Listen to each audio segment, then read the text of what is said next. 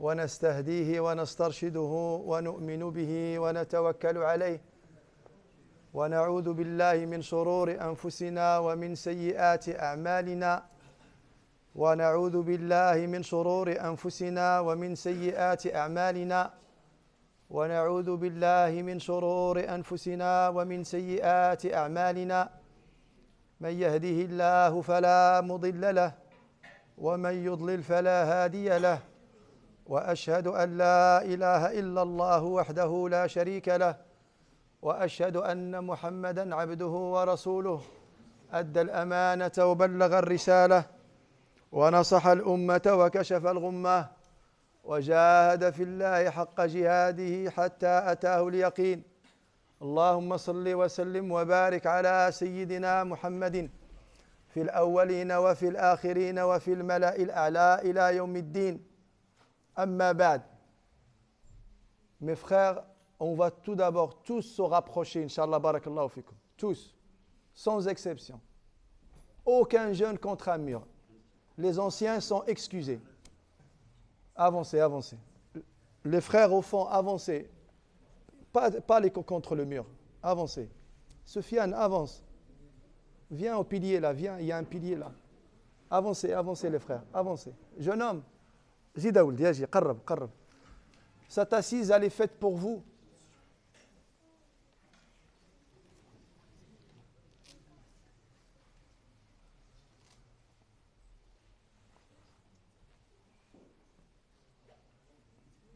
Barakallahu fikum. Mon frère, viens, approche-toi, approche-toi.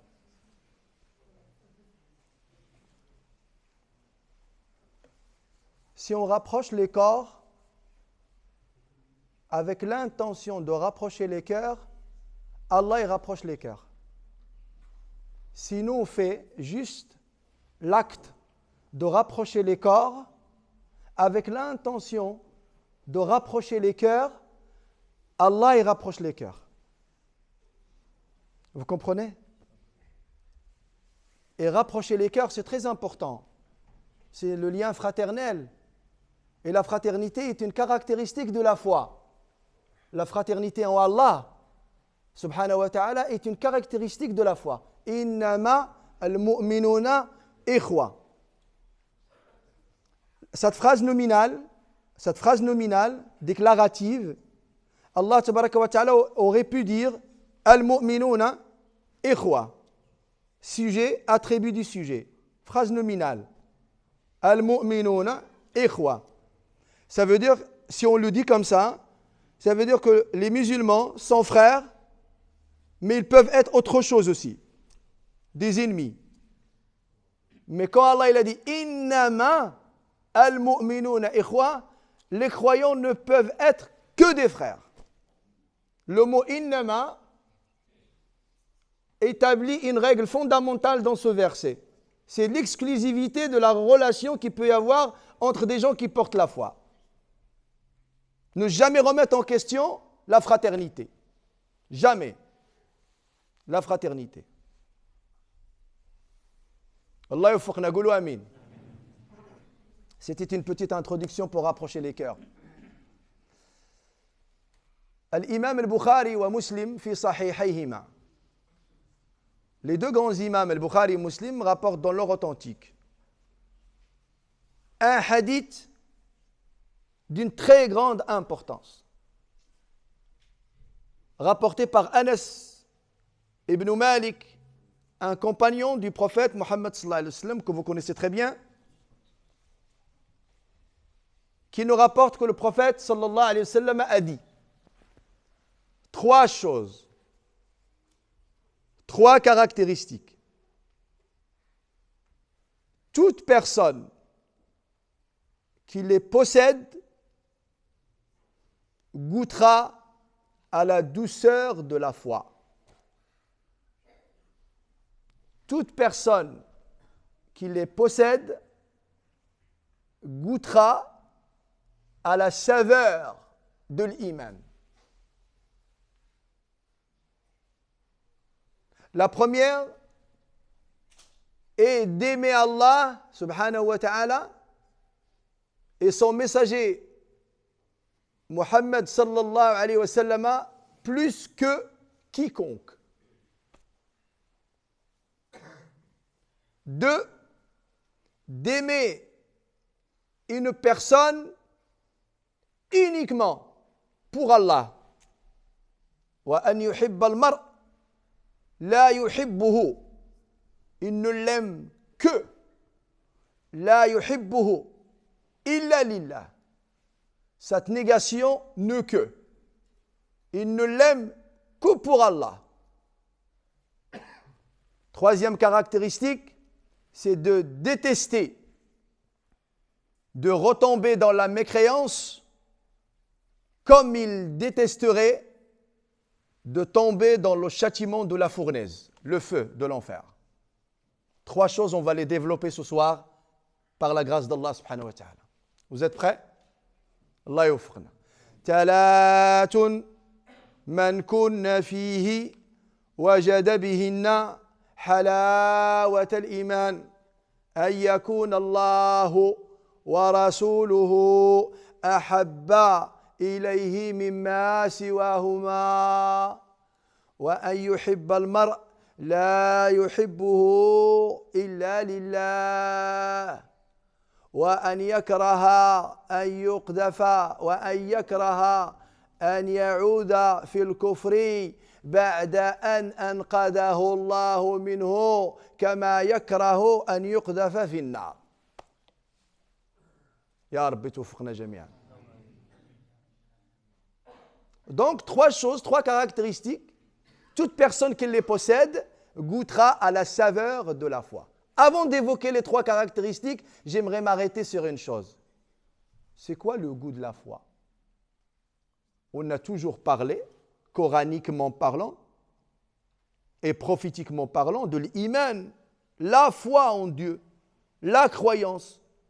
Et là, le prophète, sallallahu alayhi wa sallam, il nous parle d'un stade, d'un statut beaucoup plus élevé que le statut classique, habituel.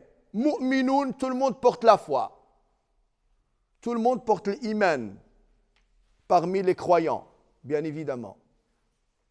Mais est-ce que tout le monde saveur le goût suave de la foi? Est-ce qu'on se réjouit du fait de croire? Qu'est-ce qu'on ressent au fond de nous comme plaisir de croire? Croire, c'est établir un rapport avec Dieu. C'est croire.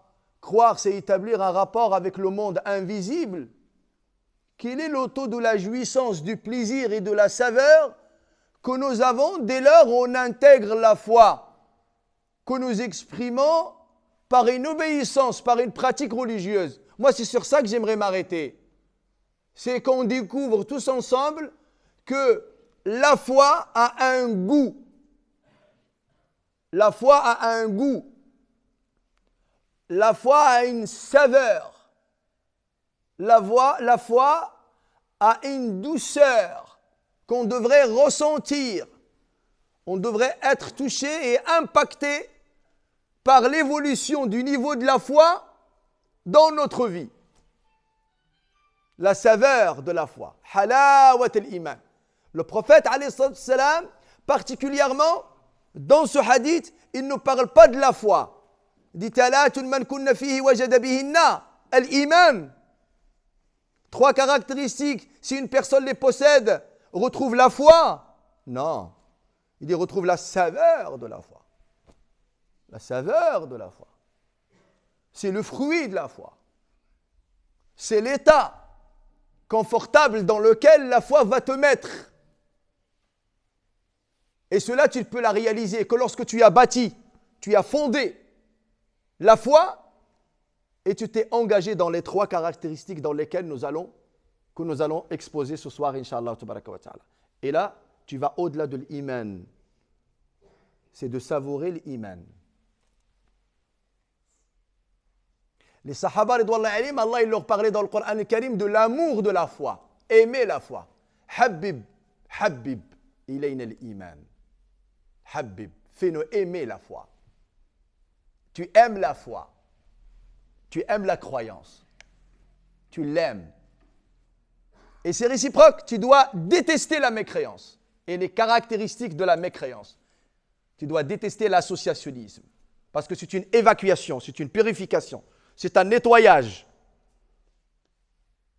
Une fois que tu détestes ces choses-là, Allah te permet éventuellement d'établir la foi et par les actions que tu vas multiplier dans le din, tu atteins la saveur et la douceur de la foi. 3 choses, si une personne les possède, goûtera à la saveur de la foi. Dans le verset, Allah, il parle de nous faire aimer la foi. Habib, habib, ilayna al-iman. Et il ajoute, subhanahu wa ta'ala, wa zayyinhu, embellir la foi. Donc si cet acte-là d'embellissement de la foi existe, ça veut dire qu'il y a plusieurs niveaux, plusieurs stades dans la foi. Tu peux avoir l'iman, mais ta foi, elle a besoin d'embellissement. Parce que ta foi, lorsqu'elle ne t'apporte pas les actions, l'engagement et l'investissement religieux nécessaires que Dieu, subhanahu wa ta'ala, te recommande, et les mœurs qui vont avec, l'éthique qui va avec, la moralité qui va avec, le comportement qui va avec, la discipline qui va avec, aimer la vérité, aimer le haqq, aimer le bien, détester le mal. Quand tu n'atteins pas cet état-là, tu n'as pas encore embelli ta foi. وَزَيِّنْهُ فِي قُلُوبِنَا. وَزَيِّنْهُ فِي قُلُوبِنَا. Et la première caractéristique fondamentale, أَن يَكُونَ اللَّهُ وَرَسُولُهُ أَحَبَّ إِلَيْهِ مِمَّا سِوَاهُمَا.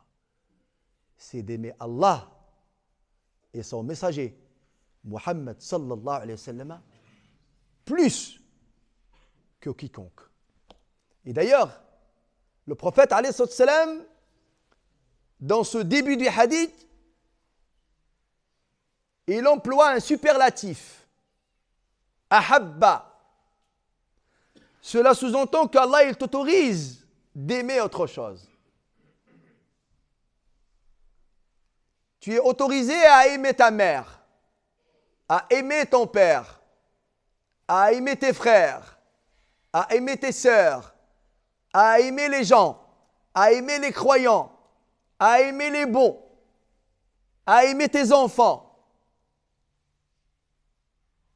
Car le hadith ne nous dit pas Ayyakuna Allahu wa rasuluhu, et il emploie un autre verbe, il n'y a que eux que tu aimes. Allah yuhibba illa Allah wa rasulahu. Imaginez que le prophète aurait dit ça. 3 caractéristiques, celui qui les possède goûtera à la saveur de la foi. Il ne doit aimer que Allah et son messager. Vous comprenez ce que je dis? Vous avez vu la composition de la phrase? Le prophète n'a pas dit cela. Il a dit Ayyakun Allahu wa rasulu ahabba, plus aimé. Ça veut dire que tu aimes autre chose. Et tu dois aimer ce qui est aimable. Ce qui est aimable. Ce que l'islam t'autorise d'aimer.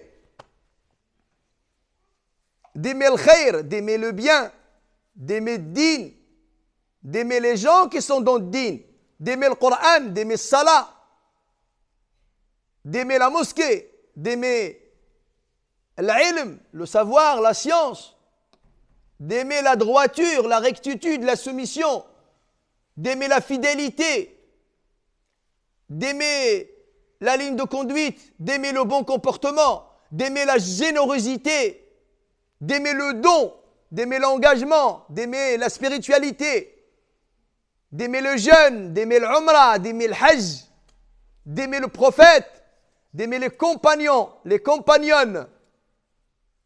Voilà ce qui est autorisé dans l'islam, à aimer. À aimer. Et on ne doit pas orienter nos cœurs pour épuiser la capacité d'amour que nous avons et la dispatcher sur n'importe qui. Attention, d'aimer des choses inutilement. Inutilement, on doit concentrer notre cœur pour qu'il puisse aimer ce qu'il doit aimer. Pour aimer ce qui est aimable et ce qui est islamiquement aimable. Et ce qui est religieusement et spirituellement aimable. Parce que toute chose n'est pas aimable, n'est pas à aimer. N'est pas à aimer. Et donc le prophète alayhi salam emploie ce terme qui est très significatif. Ayyakun Allah wa rasuluhu ahabba. Au niveau de l'amour, personne ne doit devancer Allah Azza wa Jal. Personne ne doit devancer le messager Muhammad sallallahu alayhi wa sallam si ce n'est qu'Allah. Allah, le prophète. Après ces deux-là, le reste. Le reste. Mais ça veut dire quoi? Aimer Allah avant tout. Aimer Allah, c'est d'avoir la grandeur d'Allah dans ton cœur. Ça veut dire que tu attribues de la sacralité aux ordres d'Allah. Il n'y a aucun autre ordre qui est privilégié par rapport à l'ordre d'Allah. Aimer Allah, ce n'est pas de la simple prétention, mes frères et mes sœurs.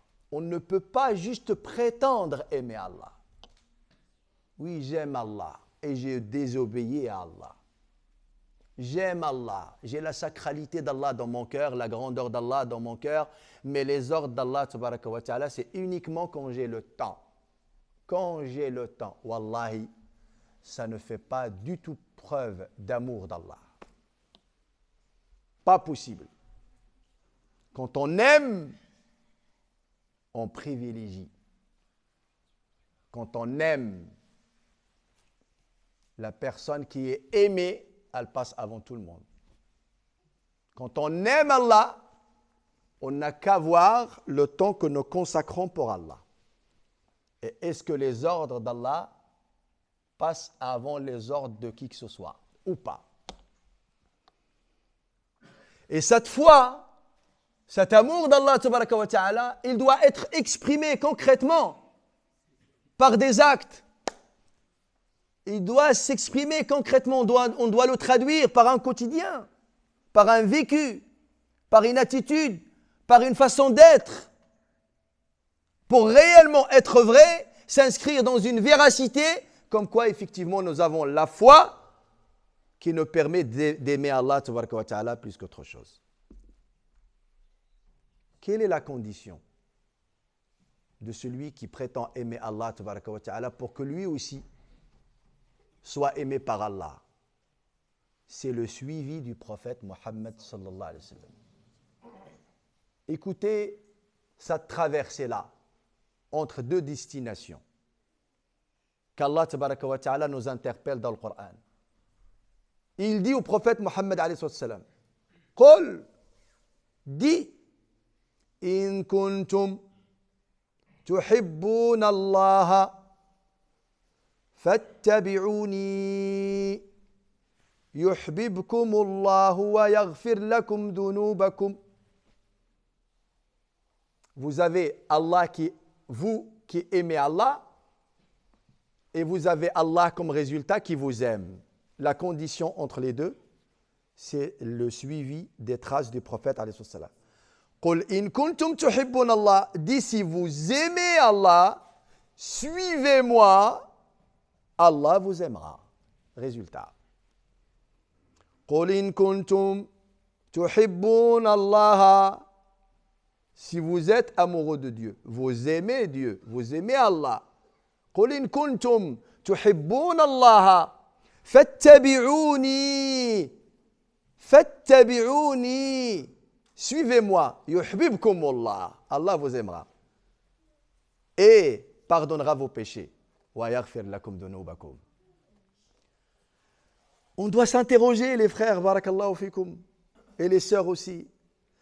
Comment peut-on nous prétendre aimer Allah alors que notre quotidien et notre vie allait complètement à l'encontre du suivi du prophète Mohammed sallallahu alayhi wa sallam? On ne suit pas la sunna. Donc, c'est quoi fait tabi'ouni en fait? Dans quoi on le suit? Faites un bilan là tout de suite, très rapidement. Dans quoi on suit le prophète Mohammed alayhi salam? Pour qu'aujourd'hui on puisse dire oui, effectivement, notre suivi du prophète alayhi salam est une grande preuve que nous l'aimons réellement. Et c'est une condition qui a été établie dans le Coran al-Karim. Allahu Akbar.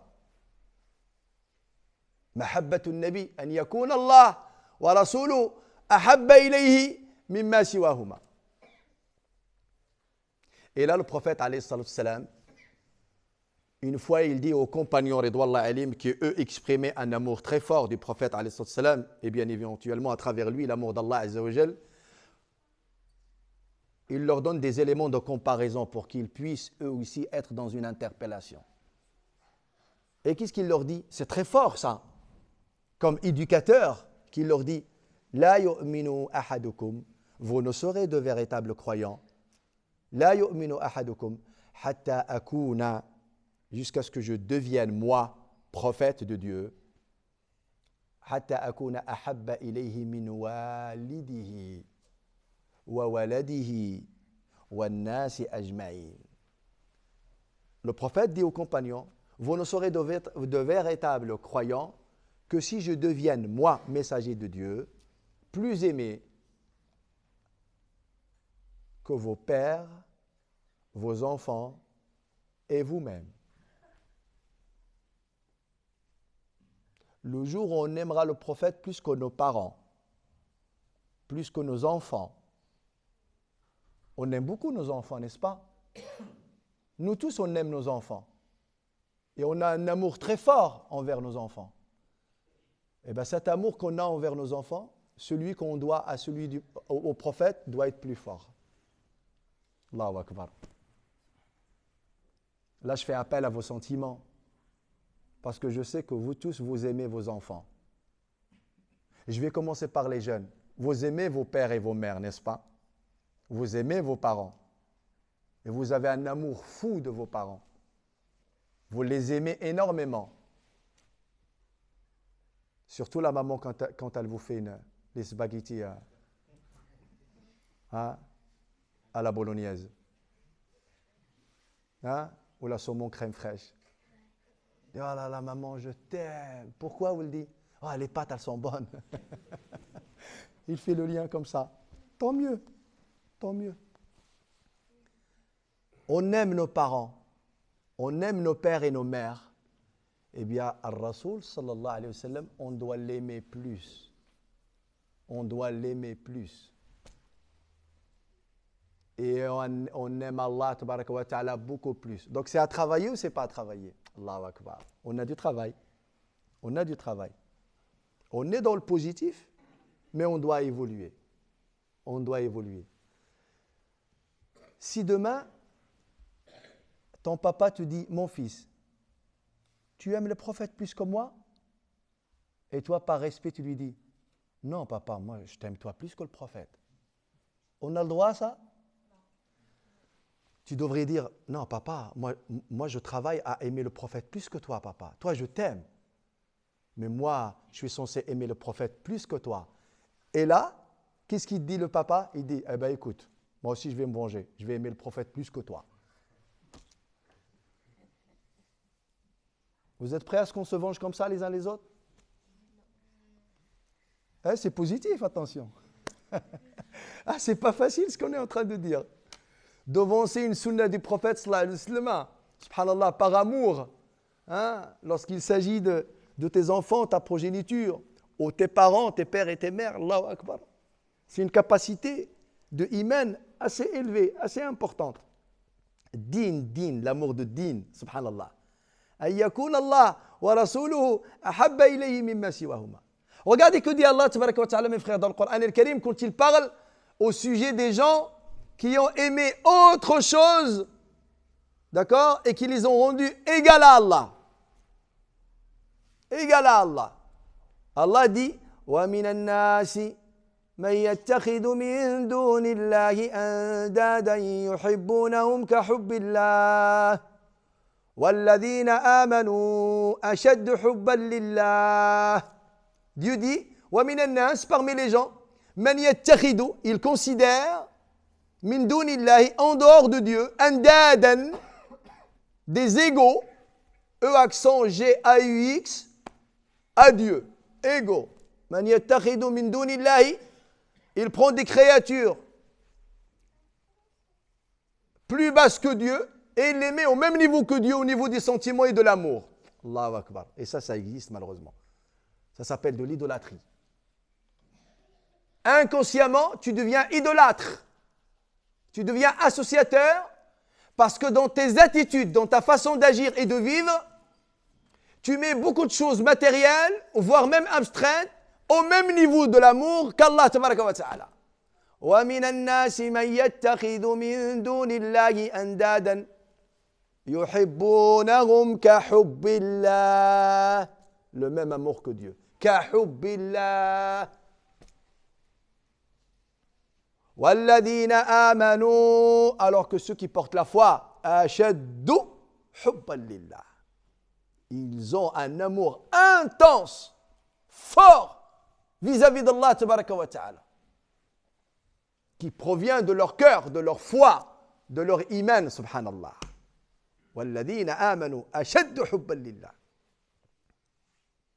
Omar ibn al-Khattab, deuxième calife de l'islam, radiyallahu anhu, un homme d'une très grande personnalité, un homme de justice, un homme de haqq, un homme de din, un homme de din. Subhanallah, ajib. Vous voulez que je vous raconte 2 rêves qui ont été vus au sujet de Omar ibn al-Khattab ou c'est pas le moment? Hein? Juste pour vous montrer cette personne, le niveau qu'elle a de din. Une fois, un compagnon du prophète voit Omar ibn al-Khattab en train de boire du lait. Il boit du lait dans le rêve. Il voit Omar ibn al-Khattab boire du lait dans le rêve. Vous voyez? Et le lait sortait des poumons de Omar ibn al-Khattab. Lui, il boit et le lait, il sort des poumons de Omar. Ce compagnon, il a été voir Al-Rasoul, alayhi sallam, dit, Ya Rasulallah, j'ai vu Omar ibn al-Khattab. Omar ibn al-Khattab, dans mon rêve, en train de boire du lait, et le lait, il sortait de ses poumons. Il lui a dit, le lait, dans son rêve, est le savoir, c'est la science. Et lui, il va prendre tellement une quantité importante de ilm qu'il va la propager à la Ummah. Allahu Akbar.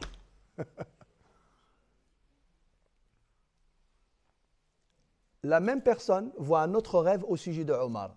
Sayyidina Omar portait un vêtement, un très beau vêtement, mais qu'il traînait derrière lui dans le sol. Cette belle robe était longue. Et il est venu voir interroger le prophète alayhi salam sur l'interprétation de ce rêve. Il lui dit, ce vêtement est la religion. Et la religion. Et le fait qu'il traîne, c'est l'intensité, la lourdeur de la responsabilité que porte Omar dans le din. Allah. Masha'Allah. Allah, c'est une responsabilité din, la religion. Je ferme la parenthèse parce que je vous ai parlé de la personne de Omar ibn al-Khattab. Une fois, il vient voir le prophète, alayhi salam, il dit, Ya Rasulallah, je t'aime plus que mes parents. Et je t'aime plus que mes enfants. Et là, le prophète, il attend la suite et Omar ne dit plus rien. Il lui dit, mais Omar, est-ce que tu m'aimes plus que toi-même? Et Omar lui dit, non. Il est franc. Il est vrai, Omar. Il n'y a pas de camouflage. Il n'y a pas de pommade. Il dit, non, ça veut dire que, non, je n'ai pas ce niveau-là. Je n'ai pas atteint le niveau de t'aimer, toi, messager de Dieu, plus que moi. J'ai ma fierté, j'ai ma dignité. Non, je t'aime plus que mes parents. Je t'aime plus que mes enfants. Mais est-ce que tu m'aimes plus que toi-même? Il lui dit, non. Et là, le prophète il lui dit, pas encore, ya Omar. Tu n'as pas encore atteint le niveau, Omar. Pas encore. Et là, il s'absente, Omar. Il se remet en question. Pas au niveau intellectuel, au niveau spirituel, au niveau dogmatique, au niveau de ses convictions religieuses. Il se remet en question. Et il revient quelques jours plus tard revoir le prophète, alayhi salam. Il lui dit, Ya Rasulallah, je t'aime plus que mes parents. Et je t'aime plus que mes enfants. Et là, le prophète, il s'arrête sur le bémol. Et lui dit, est-ce que tu m'aimes plus que toi-même? Il lui dit, oui, messager de Dieu, je t'aime plus que moi-même. Il lui dit, maintenant, oui. Là, tu as atteint le vrai niveau. Allahu Akbar. Al-ana ya Omar. Al-ana ya Omar. Maintenant, tu as atteint le niveau qu'il fallait, au niveau de la foi. Al-ana ya Omar. Maintenant, tu as atteint le stade qu'il fallait atteindre. Al-ana ya Omar. Voyez, là, on parle que d'aimer Allah tabaraka wa ta'ala et le messager Muhammad sallallahu alayhi wa sallam. Et ça, c'est l'amour vertical. L'amour vertical. Nous aimons Allah. Un acte du cœur. Et là, on va passer à la deuxième caractéristique qui est l'amour horizontal, social. Wa an yuhibba al-mar la yuhibbuhu illa lillah. Et de n'aimer une personne que pour Allah. Que pour Allah. D'aimer la personne que pour Allah. Et vous savez à partir de quel moment on aime une personne pour Allah? Quand cette personne aime Allah. Et toi, tu aimes Allah. Deux personnes qui aiment Allah et qui œuvrent pour Allah, Allah établit de l'affection entre leurs cœurs. Inna alladhina amanu wa amilu salihati sayaj'alu lahumur rahmanu wudda. S'entraimer les uns les autres. Wudda, affection. Ce sentiment d'amour entre les frères ou entre les sœurs est une attribution de Dieu. C'est Allah Ta'ala qui l'attribue. Mais à deux personnes qui sont dans le cadre de l'obéissance. Un croyant et un pervers ne peuvent pas s'entraimer. C'est pas possible. Peuvent pas. Quelqu'un qui est vrai dans sa foi et dans sa pratique ne peut pas aimer quelqu'un qui est dans la désobéissance et dans l'éloignement d'Allah tabaraka wa ta'ala. Ce n'est pas possible. Et d'ailleurs, même les gens qui veulent être amis et instaurer une amitié sans la crainte de Dieu est une fausse amitié. Ils deviendront, yawm al-qiyamah, des ennemis devant Allah. Al-akhila'u, les amis intimes. Al-akhila'u. Retenez ce mot. Al-akhila'u, les amis intimes. Yawma idin, yawm al-qiyamah. Le jour du jugement dernier. Ba'duhum, les ba'din, les uns envers les autres. Adou, ennemis. Illa al-muttaqin, sauf les vertueux. Tous les amis intimes dans ce bas monde seront devant Allah yawm al-qiyamah des pires ennemis, sauf les vertueux. Illa al-muttaqin. Donc là, mon copain, mon ami, tout le tralala, tout ce qu'on entend au jour d'aujourd'hui et qu'on efface au nom de l'amitié. Ouais, ça c'est un bon ami, c'est un bon copain, mais qui est dans le ma'siyah et qui est loin d'Allah tabaraka wa ta'ala. Wallah, mon frère, demain, il témoignera contre toi yawm al-qiyamah. Si tu es bon, c'est que tu ne lui as pas porté conseil comme il fallait. Tu n'as pas ordonné le bien et tu n'as pas interdit le mal. Attention, une amitié, ce n'est pas parce qu'on partage un café ensemble. Ce n'est pas parce que quand tu parles, je te laisse dire ce que tu as envie de dire. Ce n'est pas parce que quand tu dis des mauvaises choses et moi, je fais semblant de rien entendre. Ce n'est pas ça de l'amitié. Ce n'est pas ça de l'amitié. Un vrai ami qui t'aime pour Allah, tabaraka wa ta'ala, lorsqu'il t'aime pour Allah, il te dit arrête. C'est pas bon ce que tu fais. Ce n'est pas bon ce que tu dis. Demain, on va aller rendre des comptes à Allah, tabaraka wa ta'ala. On a des comptes à rendre à Allah. Je vois que tu es dans le haram, je ne dis rien. Je suis présent au moment où tu dis n'importe quoi et je ne dis rien.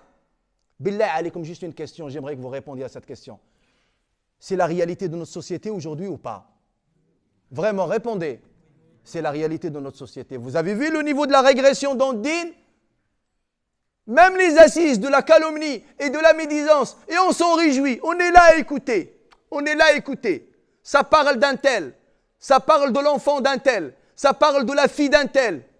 Ah, flan. Ah, flana. Wild flan. Wild flana. Mêle-toi de tes affaires. Rentre dans le souk de ta tête. Corrige-toi. Corrige-toi. Les hommes, on se corrige, on corrige nos épouses, corrige nos enfants.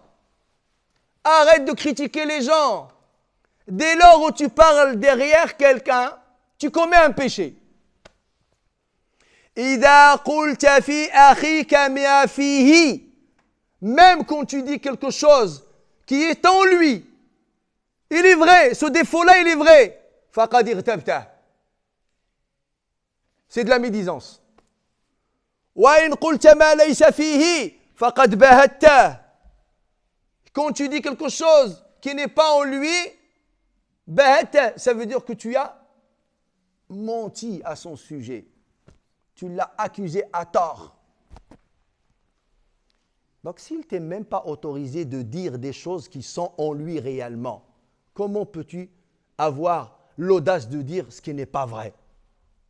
Islamiquement, tu n'as même pas le droit de sortir son nom en son absence pour parler de ses défauts. Tu n'as pas le droit. Et je vais vous dire une chose entre nous, mes frères et mes sœurs. Dites-moi entre 0 et 10 le niveau de nos défauts à nous personnels. Vous les mettrez à quel niveau? Entre 0 et 10. On est noté à peu près à combien au niveau de nos défauts? Dites un chiffre rapidement. 10. Hein? 10.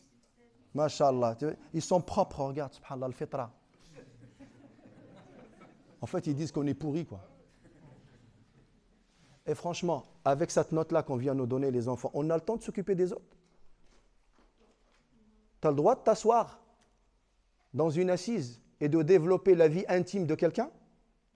De parler de sa femme, de parler du mari, de parler de ses enfants, de parler de Wildou il a fait, sa fée elle a fait, ah l'autre il a acheté, l'autre il a vendu, l'autre...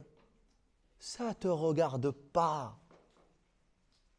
Rentre dans le supermarché de tes affaires, comme on dit chez nous. Te mêle pas. Et même le prophète, alayhi salam, il a donné une règle catégorique dans l'islam. Min husni islamil mar'i tarkuhu ma la ya'ni. Il est du bel islam pour un musulman de se mêler de ce qui le regarde. Mêle-toi de ce qui te regarde. Cherche à aimer en tant qu'obéissant à Allah tabaraka wa ta'ala des obéissants. Cherche à aimer et à côtoyer et à fréquenter les gens qui te rapprochent d'Allah tabaraka wa ta'ala et de la religion de Din, par leur état déjà, par leur façon d'être. Comme il a dit Sayyidina Abdullah ibn Ata'illah al-Sakandari, un des grands savants de l'islam, ne fréquente qu'une personne qui crée un éveil spirituel en toi, par son état, par sa façon d'être. Il y a des gens, subhanallah al-adim, juste le fait de les voir, ça te rappelle Allah. Wallah al-adim, juste le fait de le voir, ça te rappelle Dieu. Il t'a même pas parlé encore, ça te rappelle la mosquée, ça te rappelle Din, ça te rappelle le Coran, ça te rappelle Dhikr, juste le fait de le voir. Et quand il te parle d'Allah, il te parle de Dieu, il te parle de Din. Voilà les personnes, les jeunes, mes frères et mes sœurs fréquentables.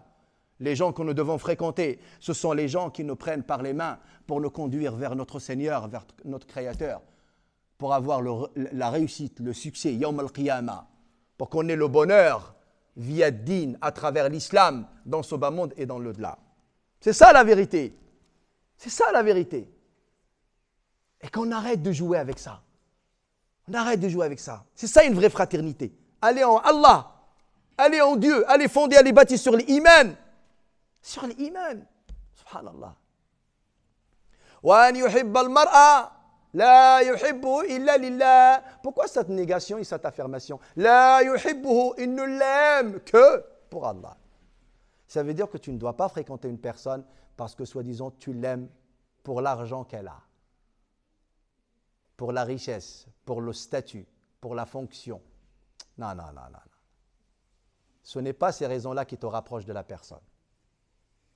Ce qui te rapproche de cette personne, c'est que tu l'aimes pour Allah, parce que c'est un élu d'Allah, parce que c'est un obéissant à Allah, parce que c'est quelqu'un qui est proche d'Allah et qui va te rapprocher d'Allah.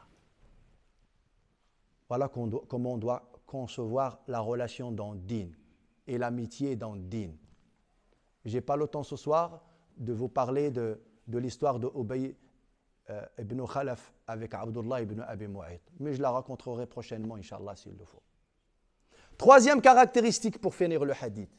وأن يكره أن يعود في الكفر بعد أن أنقذه الله منه كما يكره أن يقذف في النار. C'est de détester de revenir à la mécréance, de la même manière qu'il détesterait, voyez, de tomber dans le châtiment de la fournaise. Regardez bien, on va faire une petite analyse ensemble. La première caractéristique, on parle de quoi? Aimer Allah, aimer le messager. Deuxième caractéristique, aimer en Allah, un frère. Aimer. La 3, détester. Tu ne peux pas être vrai quand tu aimes si tu ne détestes pas. Quand tu aimes, tu dois en même temps détester. Quand tu aimes la foi, tu détestes la mécréance. Quand tu aimes Sunnah, tu détestes la bid'a. Quand tu aimes la lumière, tu détestes les ténèbres. Quand tu aimes le haqq, tu détestes le batil.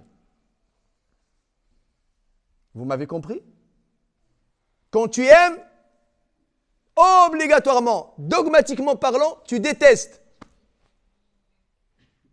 Et c'est pour ça le verset lui-même, quand il dit « Habib ilayna al-iman, wa zayyinu fi qulubina » il dit « Wa karrih » fais-nous détester. Karrih ilayna al-kufra, wal-fusuq, wal-isyan. Fais-nous détester la mécréance, la perversité et la désobéissance. Tu ne peux pas aimer sans détester. Quand tu aimes la propreté, tu détestes la saleté. Quand tu aimes ce qui est bon, tu détestes ce qui est mauvais. Quand tu aimes ce qui sont bons, tu détestes ce qui sont mauvais. C'est vrai ou c'est pas vrai? C'est ça la logique. Comment peux-tu prétendre aimer la foi et aimer la mécréance? Comment tu peux aimer les pratiques de din et aimer d'autres pratiques qui vont à l'encontre de din? Ce n'est pas possible.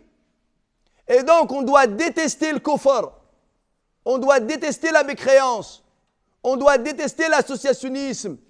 Mais quand je vois que des musulmans participent à ce qui est de l'associationnisme, quand je vois que des musulmans ne détestent pas ce qui va dans le sens de l'associationnisme, hein? Quand on voit des gens qui fêtent Noël, et on sait très bien que les gens qui sont de cette confession-là, ils fêtent Noël parce qu'ils croient que Isa alayhi salam est fils de Dieu et qu'il a été crucifié. Cela a été démenti par le Coran. Il n'a jamais été fils de Dieu. وإذ قال الله يا عيسى ابن مريم أأنت قلت للناس اتخذوني وأمي إلهين من دون الله قال سبحانك تنزيه هذا لرب العالمين سبحانك ما يكون لي أن أقول ما ليس لي بحق. Je n'aurais jamais eu le droit et l'audace de dire ce dont je n'ai pas le droit de dire. Sayyidina Isa répond lui-même Ma qultu lahum illa ma amartani bihi. Je ne leur ai dit que ce que tu m'as ordonné, mon Seigneur, de le dire. Ani abudullah, d'adorer Dieu. Ani abudullah, Allahu Akbar. Ça a été démenti. Et le gars dit ouais, mais bon, comme on est en France, on fête Noël. Akhi, tu ne peux pas aimer ça. Et tu ne peux pas pratiquer ça. Tu ne peux pas, c'est pas possible. Parce que quand tu aimes le monothéisme, tu détestes l'associationnisme. Quand tu aimes la foi, tu détestes la mécréance. Et croire que Isa a été crucifié, c'est de la mécréance. Quand tu crois que Jésus est fils de Dieu et même Dieu, c'est de l'associationnisme. Tu ne peux pas aimer ça. Alors comment tu veux chercher toi une compatibilité entre l'iman et la mécréance? Il ne faut pas exagérer. Il ne faut pas être dans l'excès. Ça ne s'appelle pas de la flexibilité et de la souplesse. Ça s'appelle du laxisme, de l'égarement. De l'égarement. Allah yahfadna wa iyyakum. Est-ce que je peux me permettre de vous transmettre un message? Je l'ai dans mon cœur depuis une semaine et j'aimerais vous le transmettre. Les frères et les sœurs, sincèrement, quand les frères, Allah yajzihum bi khair, ils m'ont demandé de revenir avec vous à la mosquée. Et j'étais très enchanté par cela. Réellement, vraiment. Vraiment. Du fond de mon cœur, et je suis sincère. J'ai pris la décision avec mes frères de revenir dans notre mosquée, au sein de notre communauté, pour changer l'état des choses, mais de façon radicale. De faire avancer les choses positivement. D'améliorer l'état de notre religiosité, de notre engagement et de notre investissement dans le din, dans un esprit fraternel, d'amour, mais solide, de haqq, fondé sur une vérité, sur une droiture. Sauf que, cette fois-ci, j'ai mis une condition personnellement, que si je vous vois engagé à mes côtés, à vouloir, par la grâce d'Allah, faire avancer le din, je reste. Si je vois que cette idée-là ne traverse pas votre esprit, je pars. Donc en fait, je reste parce que vous le voulez. Je pars parce que vous l'avez voulu aussi. Vous êtes d'accord avec moi? Je vous transmets un message sérieux. Et je le jure au nom d'Allah, que si je reste, c'est parce que vous m'avez retenu. Parce que vous voulez qu'on travaille ensemble. Et je respecte cet engagement de votre part. Par respect, je ferai tout à vos côtés et à côté de tous les frères et toutes les sœurs d'améliorer l'état de l'ensemble, Inch'Allah. Par contre, si je vois que je m'engage et que je m'investis et qu'il y a une passivité en face de moi, je vais être impacté par votre passivité et je le deviendrai aussi. J'ai un très bon canapé chez moi. Il m'a coûté 1200 € chez But. La télécommande, je maîtrise aussi. C'est ce que vous voulez? Allah yarham likum al-walidin. Wallahi, je suis sincère et je parle avec mon cœur. Ce qui va me pousser à continuer dans l'engagement et dans l'investissement et dans le travail, ça va être par la grâce d'Allah tabaraka wa ta'ala, votre présence, votre engagement et votre investissement à vous. Parce que vous êtes le pivot de la Ummah. Vous êtes la pièce matrice. Si vous fonctionnez bien, on fonctionne bien. Que ce soit l'imam ou l'association ou les membres actifs. Si vous ne fonctionnez pas bien, dysfonctionnement partout. Est-ce que le message est clair? Allah yufqna wa iyyakum. الوقت ولا ما زال الحاج حمو فينا والحاج مشى الوقت جوج دقائق 2 minutes. Comment faire pour être actif? Allah, ah oui, il est là 2 minutes. Les frères, on a commencé par prendre vos numéros de téléphone et les sœurs aussi, attention quand je dis les frères et les sœurs, hein, je m'adresse aux deux. Ceux qui n'ont pas donné leur numéro de téléphone jusqu'à maintenant aux frères actifs, donnez vos numéros de téléphone pour recevoir les messages. Là, on a lancé un ensemble d'activités. D'accord? On a lancé un ensemble d'activités, notamment les doros. Il y en a en semaine, le mercredi, jeudi, vendredi pour les arabophones, le samedi entre le Maghrib et l'Aïcha, et après l'Aïcha pour le fiqh malikite. Donc là, on commence avec douceur. D'accord? On va remettre l'enseignement au sein de notre mosquée, comme je vous l'ai dit la semaine dernière dans mon exposé que j'avais fait. Il va y avoir aussi des activités qui sont extra-mosquées. D'accord? Parce qu'il faut absolument qu'on s'ouvre sur la société à l'extérieur. Vous voyez, qu'on ne soit pas uniquement dans une action interne à l'intérieur de la mosquée. Mais avant de pouvoir s'extérioriser, on a du ménage à faire à l'intérieur. À l'intérieur de nos cœurs, à l'intérieur de nos esprits, à l'intérieur de notre mosquée. Tout le monde est responsable et tout le monde doit bouger. Donc n'attendez pas d'être des remorques. Ne soyez pas des wagons. Soyez des locomotives, bougez. Car il arrive parfois que la locomotive numéro 1 tombe en panne. Mais s'il y a des locomotives derrière, ils la feront avancer malgré elle. C'est vrai ou c'est pas vrai? On a toujours eu l'habitude que la locomotive, quand elle tombe en panne, tous les wagons déraillent. Il faut qu'on arrête avec ça. Le TGV, il a 2 locomotives, hein? Une devant, une derrière. Bon, là, on va travailler qu'avec des TGV. Et comme ça, notre vitesse, elle sera plus rapide, Inch'Allah. Allah yawfiqna ya Rabb. Sallallahu wa sallim wa barik ala sayyidina Muhammadin wa ala alihi wa sahbihi ajma'in. Subhana rabbika rabbil izzati amma yasifuna wa salamun ala al